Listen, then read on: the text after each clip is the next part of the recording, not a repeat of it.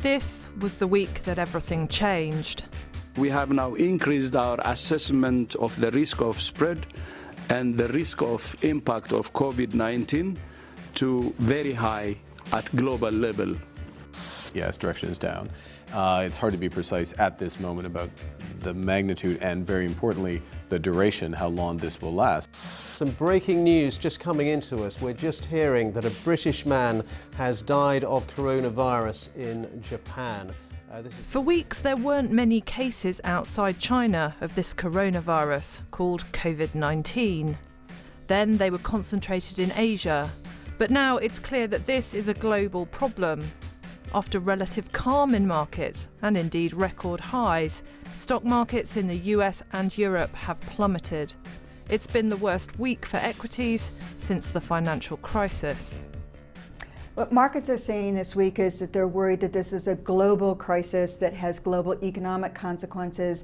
The economic consequences are rooted in how we actually contain the virus, that's why we shut down public venues, we shut down conferences, we shut down travel, we shut down plants. That hits both the demand and the supply side of the economy, and it's unlike anything else we've known out there, and that makes it very unique in terms of its economic shock. And you're seeing a sort of panicked reaction as companies and governments deal with the political paradox of how do they contain the virus without seeding more panic. The US central bank is expected to cut interest rates to boost the economy. But this outbreak is happening at a time when other central banks have limited firepower to react to a global downturn. The WHO thinks COVID-19 can still be contained. And here the government is focused on identifying and isolating cases, stopping its spread within local communities. The Prime Minister isn't due to hold an emergency COBRA meeting until Monday. But with some schools closing, with businesses sending people home, there are already questions about what the next stage of the response might involve. What you then try and do is you then try and delay the epidemic so that that the health system doesn't collapse. And you do that by strategies like banning large sports gatherings, reducing the chances of having large gatherings, and so that you don't stop the spread of the disease in the population, but you slow it down so that there isn't quite so many people getting sick all at once, but they generally get sick gradually over the course of the next 2 or 3 months. There will almost certainly be the need to actually look at some of our most vulnerable people and trying to then almost isolate them in a way of trying to protect them from the community. With villages cordoned off, hard to believe that 8 days ago Italy had only 3 confirmed cases of COVID-19.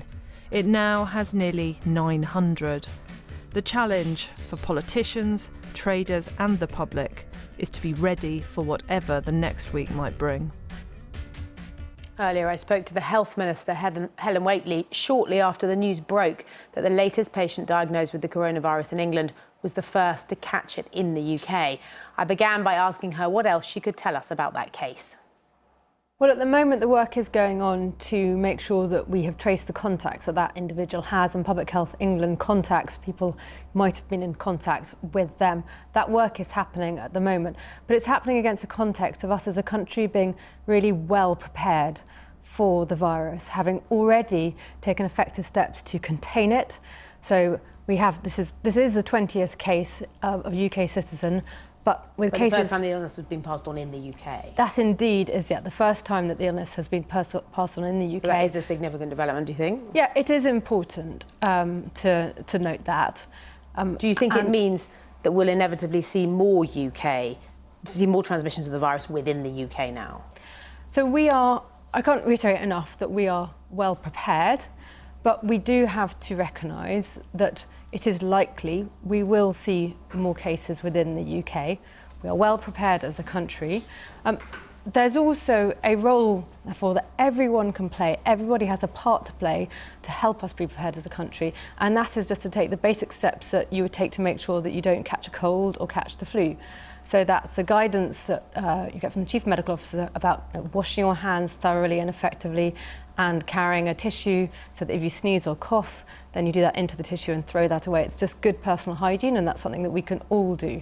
And people might be interested, the hand washing advice is clearly crystal clear, but what about face masks, for example? What's your advice to people about them? Do you think they work? The advice that I've been given is that members of the public are not particularly recommended to use face masks. They may be used by clinicians, but actually it's not something which is recommended for the general public. The important thing is the hand washing advice and the use of tissues. And is it your calculation now that this is a question of when, not if, in terms of an epidemic in the UK now?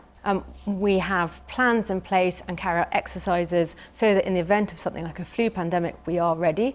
And those plans have been continuously updated ever since the outbreak in China of the coronavirus. And you say you're well prepared, but some are accusing the government of being on the back foot. George Osborne said today the British government now needs to go onto a war footing with the coronavirus. Daily NHS press briefings, regular COBRA meetings chaired by the PM, ministers on all major media shows. The public is fearful, wants information and needs to know their leaders have got a grip. That's right, isn't it? The government has been holding regular COBRA meetings, bringing across ministers from across government. The Prime Minister will be chairing a COBRA meeting on Monday. There have been regular communications, and there will be a plan published next week for the public with giving more detail about the government's preparedness. Boris Johnson said today this is your top priority.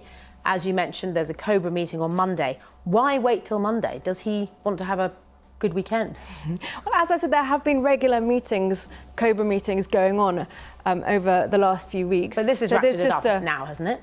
Well, I mean, as you said, we've had the first case which has been transmitted in the UK. So this is a new step. And we may see some more cases. Now that there is routine testing going on in a number of locations across the country, already, so 9,000, around 9,000 people have been tested. We've had 20 cases identified, but we may see more, and we need to absolutely be ready. Now, you say the NHS is ready, but we know A&E waiting times are the worst they've ever been. We know from public health sources that we've spoken to before that under your contingency plans, high dependency units would not be able to cope in the event of a pandemic, of an epidemic. They would be quickly overwhelmed. So the NHS has plans in place of how they will handle increase in cases. This has been discussed and developed, particularly as we learn more about the coronavirus and how that may affect populations. So we are, as a health system, ready for what comes our way. But the sorts of figures people are talking about, even in a good scenario, good case scenario, if there's an epidemic, the estimates are that 1% of Britons will get it, meaning 35,000 people would need intensive care. That's 9 times as many beds as we have now. I mean, these are the sorts of numbers that are being talked about. Do you recognise that? Well, I think one thing to say is that one of the good things about the effective containment strategy and the approach has been to try and delay the onset and spread of the virus has been that the further we get out of winter, clearly the better it is, because we know that both viruses can be more easily transmitted in winter, and also the health service is under greater pressure. So as we get further in time and as the weather starts to get warmer, that would get us in a better situation. I mean, you'll know the Chief Medical Officer yesterday was talking about, in the event of an outbreak, he'd said everybody knows the kinds of things you consider are reducing mass gatherings, school closures. Are you considering this, and how bad would it have to get for you to do it? Well, clearly how to deal with those sorts of things absolutely has been considered and is being considered. That is rightly all part of the planning. Very clear guidance, for instance, for schools at the moment is that schools should not be planning in general to close. And in terms of economic disruption and the potential for it, we've seen stock markets crash. You must be in talks with the Treasury. What's the government going to do to prevent a crash here? Well, at the moment, we haven't seen the situation read through into the economy, any of the economic metrics as yet, though I realise, as you say, there's been a reaction at the stock market. I think, again, this is something that we are taking step by step. Has your department asked for extra money in the budget to deal with this? What I can say at the moment is, the NHS is funded to be able to make the preparations that it needs to make. We are prepared as a country. Our health system, our care system is ready to handle how the virus develops. I mean, what about staffing shortages in social care? We already know there are those shortages. Which is exactly why I as the care minister, asking for as much information as I can have about the plans that are being made at a local level, because social care is responsibility of local authorities directly, and local authorities are part of things called local resilience forums, and this is exactly the sort of thing which they have to be prepared for.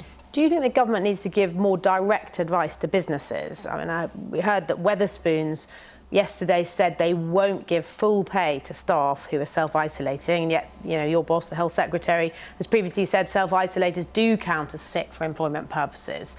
It's not in your gift, though, to tell businesses that, I suppose. I mean, there is guidance to businesses the government's provided, and also to some specific sectors. But if people are worried and think they've got the coronavirus and therefore decide to self-isolate and then find out they're not going to get paid, potentially going to incentivise people who think they've got the coronavirus still to go to work so they get their money, I mean, clearly might not be a good end result. The guidance at the moment is that if you have, for instance, come back from an area where there's a high risk that you might have been in contact with the virus, for instance, if you come back from the particular area in northern Italy and you think it's to self-isolate, and if you think you have symptoms to call 111, that is a guidance to follow, and focus on doing the right thing for your health. Helen Whately, that was very interesting. Thank you very much. I'm sure we'll have you back. Well, I hope we'll have you back to talk about this further. Thank you.